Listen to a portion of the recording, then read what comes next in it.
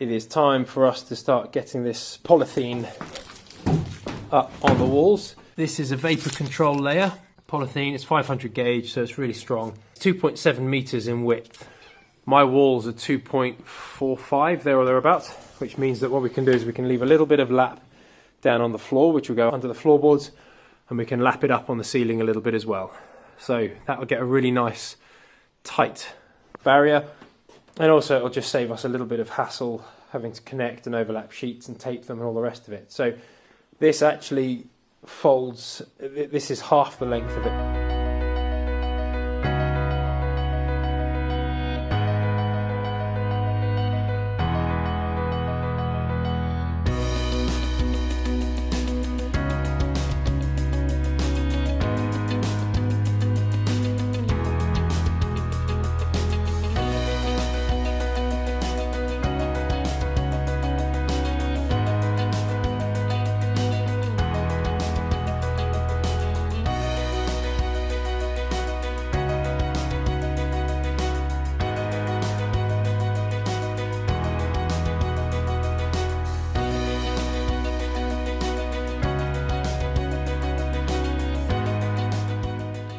So this took less than 5 minutes. I'm going to staple the top bit up onto the OSB at the top, but I'll use a step ladder for that. And we'll come down the walls, and yeah, that's pretty much it. It is really quick. So we'll be doing this the whole way around. As I said before, that up there is going to be glazed, so I don't need to do that bit, but we can do those walls over there. And again, don't need to do the glass because that's glazed. It's going really well, nice and quick. I'm not going to bother time-lapsing all the rest, because once you've seen it once, you've seen all of it, to be honest. It's a bit dull. So we've got this polythene going round most of the walls. We're just going to be... We've put some more expanding foam in some of those over there. So while that's going off, we're going to start getting up some of this OSB. Just wanted to show a little detail. Where I have overlapped this polythene sheet one to another, I've overlapped it by about 200 mil. To be honest, I did it just for the sake of convenience, actually, because this came round to here, and then that strip went conveniently across, and I just did it at the end stud there. 150 mil would probably be sufficient. 200 mil is obviously better than that, which is fine. But wherever it overlaps, that's how much I'm overlapping it by. Here I overlapped it by significantly more than that, just because the sheet was that length. This one is actually a width of it stretched out lengthways, so that's fine. But anyway, now what we're going to be doing is getting up some of these sheets of OSB on the walls, which would be nice.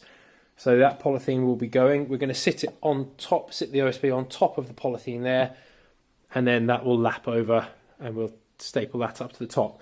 Just a little tip, something that we're doing is, because as soon as the big sheet of OSB goes up, you can't see where your studs are. So something that I always do is I just mark on the joists where the middle of the stud is, and then I have a big yellow stick with a bubble in it. I stick that on, and I know once that's level, I can then shoot the nail gun in, and I will be getting the nails into a stud rather than shooting into the insulation board, which is obviously useless.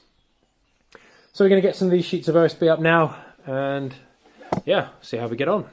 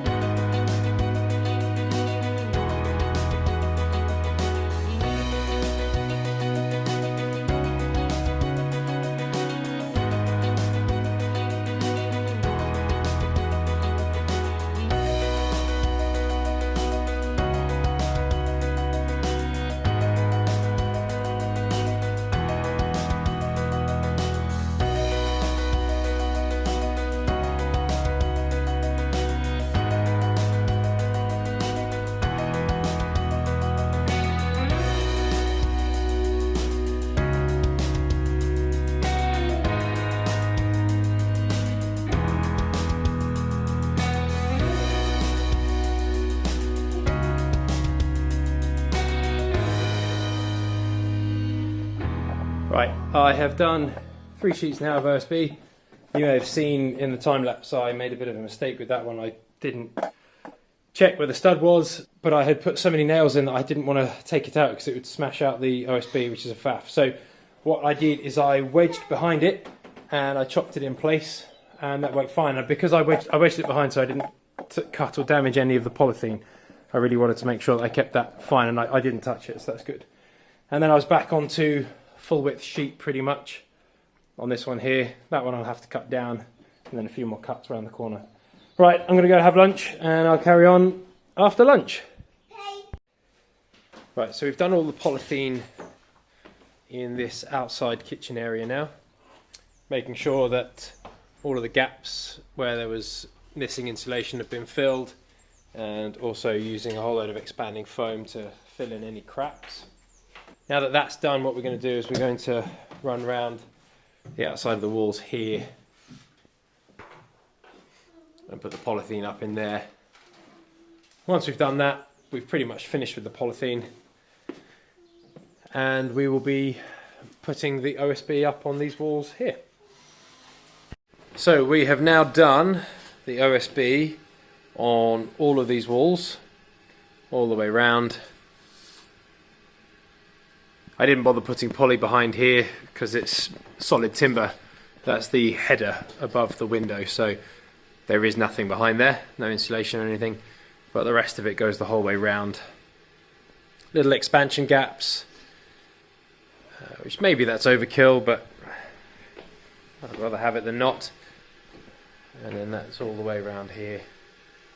We've done the polyurethane, we've done the polythene for the garage area, but it involves making quite a few cuts for the timber, and I'm a bit tired, I can't really be bothered. So we're calling it pause there.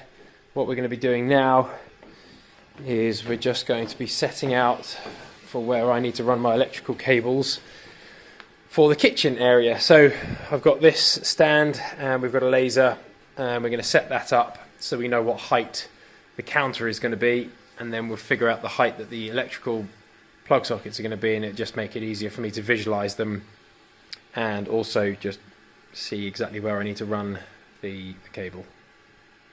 I'm back working with Barry. You'll remember him from previous videos. We are just doing the polythene on these walls. So yeah, we're just doing the polythene up on these walls here, clearing out all of the expanding foam here because we fold it right way to the back. So we have this, and then this flaps over on the top, like that.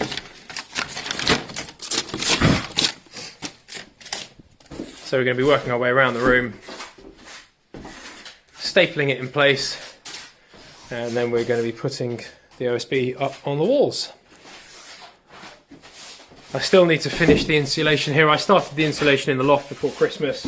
Christmas got in the way, but I still need to finish that off. That actually goes the whole way up. You should be able to see it through this hole. This is the Velux light tunnel. It goes all the way up. This piece has just fallen out from... That piece of insulation there has just fallen out from up in there.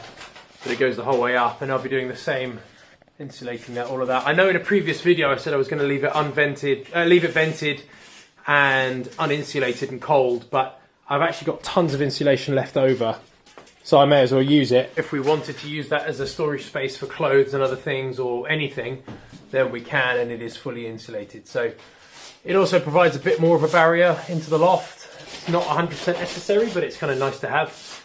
So yeah, that's an update on that. So we basically just unroll this in its folded up form, get the length that we need, and then we slice it with a knife, unfold it, we tack along the top so that it gets a nice straight drape, and then we work from the top down, stapling down as we go. And then you cut round the window, and where you then staple it up into the window side like this, staple on here, and then we're just going to run a knife straight down here like this, and that's that. It's done. It's a really quick process. The polythene is the quickest and nicest part of the job. Doing the OSB is a bit of a faff, to be honest, but it really does provide strength. And it also means by having the OSB on the walls, it means that anything that we then stick on the walls, you know, is super solid and rigid, whether it's got insulation behind it or not, or a stud behind it or not. You can stick anything on the walls with that. Okay, and that is a wrap, literally. Pun intended. We're going to stop for lunch and we'll come back and then we'll put the OSB sheathing on the walls. I'm not really filming this to show you, to be honest. It's a little bit boring, I think. I might set up a time lapse and see if that comes out okay. But yeah, it is what it is, right? It's polythene on a wall and then OSB sheathing on a wall. So we're almost done.